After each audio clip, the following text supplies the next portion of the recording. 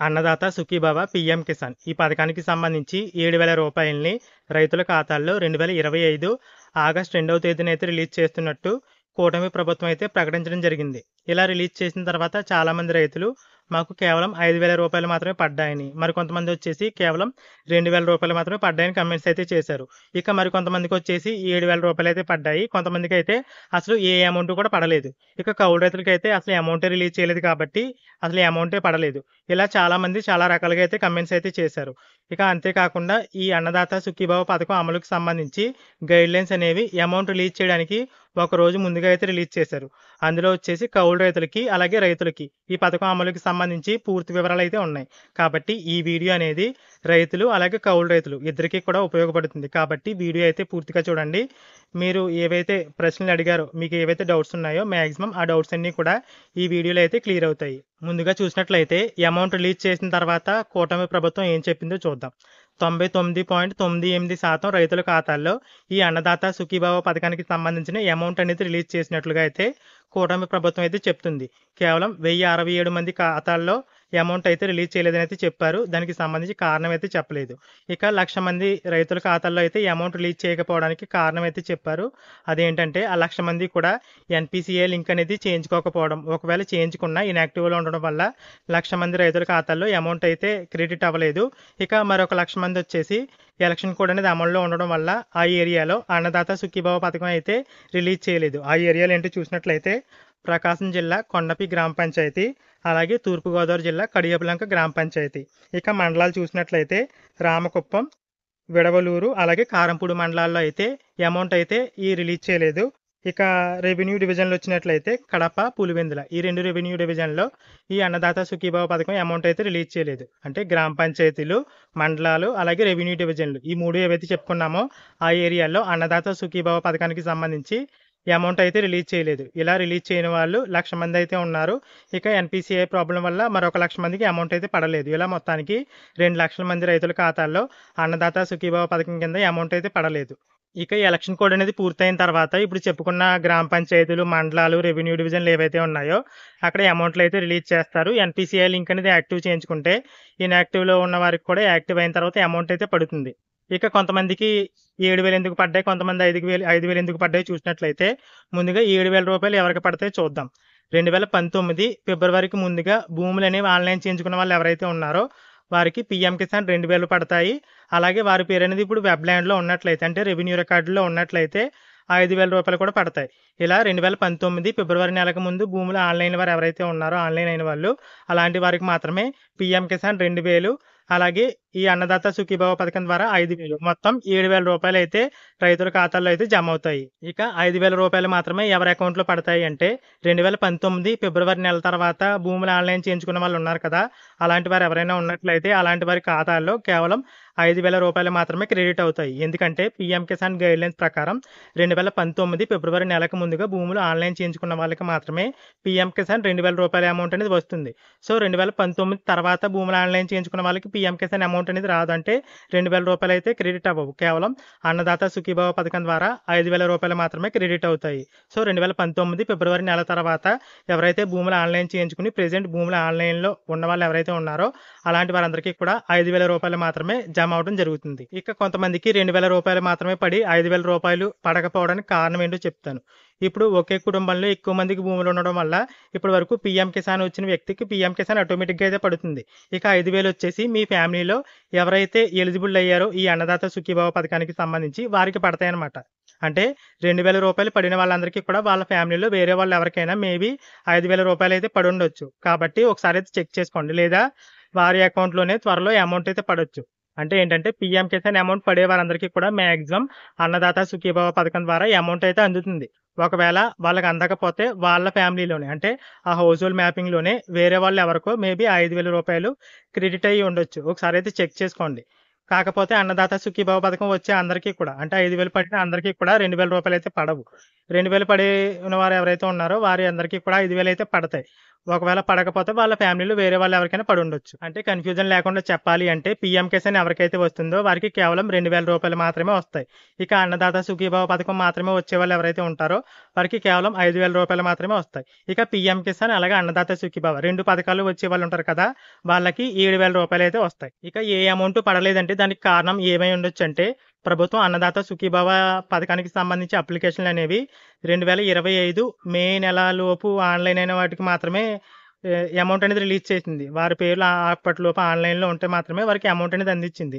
Maybe మీకు ఏ పథకానికి సంబంధించి అమౌంట్ అనేది రాలేదంటే మీరు భూముల ఆన్‌లైన్ అనేది 2025 మే నెలాఖరు తర్వాత ఆన్‌లైన్ చేయించుకుంటే మీకు ఈ అమౌంట్ అనేది రాదు. మీ అందరికీ మళ్ళీ వేరేగా ప్రభుత్వం అవకాశం అయితే కల్పిస్తుంది. గ్రీవెన్స్ ఆప్షన్ ద్వారా మళ్ళీ అమౌంట్ అయితే రిలీజ్ చేస్తుంది. మీ అందరూ కూడా కొన్ని రోజులైతే వెయిట్ చేయాల్సి ఉంటుంది. ఇక అన్నదాత సుఖీభవ పథకానికి సంబంధించి ప్రభుత్వం రిలీజ్ చేసిన గైడ్‌లైన్స్‌లో ముఖ్యంగా చెప్పుకోవాల్సిన విషయాలేంటంటే, ఇప్పుడు అన్నదాత సుఖీభవ పథకం అమౌంట్ అనేది భూ యజమానులకు వర్తించాలి అంటే, ఆ భూమి అనేది వ్యవసాయ భూమితో పాటు వారికి మినిమమ్ 10 సెంట్ల భూమి ఉంటే మాత్రమే ఈ పథకం అమలు చేస్తామనేది చెప్తుంది. అంటే 10 సెంట్ల కన్నా తక్కువ భూమి ఉంటే వారికి అన్నదాత సుఖీభవ పథకం ద్వారా ఈ అమౌంట్ అయితే రిలీజ్ చేయదు. వ్యవసాయ భూములు అంటే ఏంటంటే అగ్రికల్చర్ గాని, హార్టికల్చర్ గాని లేదంటే సెరికల్చర్ గాని. సెరికల్చర్ ఏంటంటే పట్టు పురుగుల పెంపకం ఉంటుంది కదా! అదనమాట. ఇలా ఏదో ఒక రకంగా ఆ భూమి అనేది వ్యవసాయానికి ఉపయోగపడుతున్నట్లయితే అలాంటి వారికి ఈ అమౌంట్ అనేది రిలీజ్ చేస్తారు. మినిమమ్ 10 సెంట్ల భూమి అయితే ఉండాలి. ఇక కౌలు రైతుల విషయంలో మరికొన్ని కండిషన్‌లు అయితే ఉన్నాయి. కౌలు రైతుల విషయంలో కూడా చాలా కండిషన్‌లు అయితే ఉన్నాయి.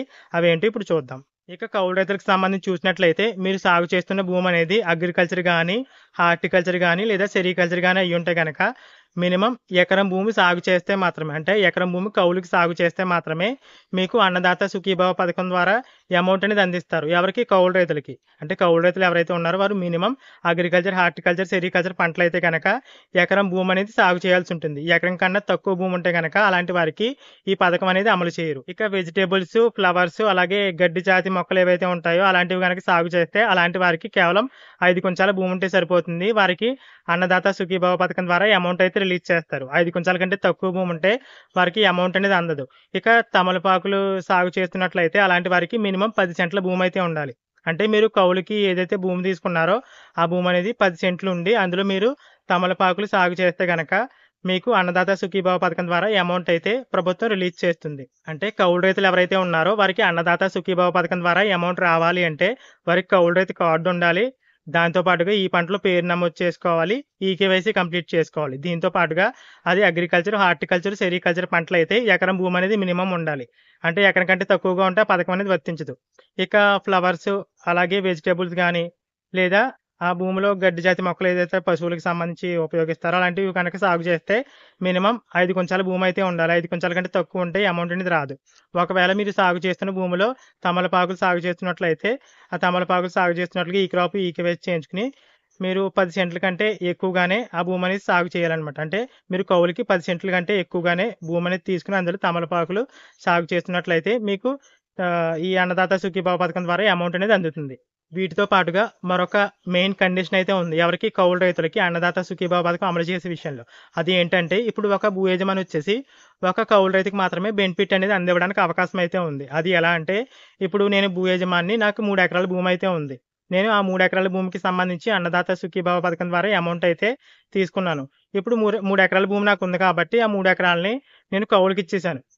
ఎకరం చొప్పున ముగ్గురికి 3 ఎకరాలని కౌలుకి ఇచ్చేసాను. ఇప్పుడు ఆ 3 ఎకరాలకి సంబంధించి ఎకరం చొప్పున ముగ్గురు కౌలు రైతులకి అమౌంట్ వస్తుందా అంటే రాదు. దానికి కూడా చాలా కండిషన్‌లు అయితే ఉన్నాయి. వాళ్ళకి కౌలు రైతు కార్డు, ఈ క్రాప్, ఈకేవైసీ వీటితో పాటు ఆ ముగ్గురిలో ఎవరో ఒకరికి మాత్రమే ఈ అన్నదాత సుఖీభవ పథకం అమౌంట్ అనేది వర్తిస్తుంది. అది కూడా ఎలా అందిస్తారంటే ఆ ముగ్గురు కౌలు రైతుల్లో ఎవరైతే ఎస్టీ క్యాండిడేట్ ఉన్నారో వారికి ముందుగా ప్రిఫరెన్స్ అనేది ఇస్తారు. ఆ ముగ్గురు కౌలు రైతుల్లో ముందుగా ఎస్టీ ఎవరైతే ఉన్నారో వారికి అమౌంట్ అయితే రిలీజ్ చేసి మిగిలిన క్యాస్ట్ వాళ్ళకి అమౌంట్ అనేది రిలీజ్ చేయరు. ఒకవేళ ఆ ముగ్గురు కౌలు రైతుల్లో ఎస్టీ వాళ్ళు లేకపోతే తర్వాత ఎస్సీ వాళ్ళకి ప్రిఫరెన్స్ ఇస్తారు. ఒకవేళ ఎస్సీ కాకుండా వేరే క్యాస్ట్ ఉన్నట్లయితే కౌలు రైతుల్లో బీసీ ఎవరైతే ఉన్నారో వాళ్ళు ప్రిఫరెన్స్ తీసుకుని అలా ఇస్తారనమాట. ఒకవేళ ముగ్గురు ఓసీ కౌలు రైతులైతే అందులో ఎవరో ఒకరికి ఈ అమౌంట్ అనేది అందుతుంది. అంటే ఇప్పుడు నేను 3 ఎకరాల భూమిని కౌలు రైతులకైతే ఇచ్చాను కదా ముగ్గురికిను.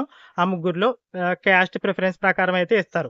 అందులో ఒకవేళ ఎస్టీ ఉంటే ముందుగా ఎస్టీ వాళ్ళకి ఇచ్చేసి మిగిలిన వాళ్ళకి ఆపేస్తారు. ఎస్టీ వాళ్ళకి లేకపోతే తర్వాత ఎస్సీ, తర్వాత బీసీ, తర్వాత ఓసీ అలా ప్రిఫరెన్స్ ఇచ్చి ఒక భూ యజమాని భూమిని కౌలు రైతులకు అందించే విషయంలో ఇలా క్యాస్ట్ ప్రిఫరెన్స్ ద్వారా అయితే ఈ అన్నదాత సుఖీభావ పథకం అమౌంట్ అనేది అందివ్వడం జరుగుతుంది. ఇక మిగిలిన విషయాలైతే కామన్. వాళ్ళ ఫ్యామిలీలో ప్రభుత్వ ఉద్యోగం ఉండకూడదు, ఇన్‌కమ్ టాక్స్ పేరు ఉండకూడదు. వీటితో పాటు వాళ్ళకి సొంతంగా భూమి ఉండకూడదు. సొంతంగా భూమి లేకపోతే మాత్రమే కౌలు రైతులకి ఈ పథకం అమలు చేస్తాం. ఇలాంటివన్నీ కూడా కామన్.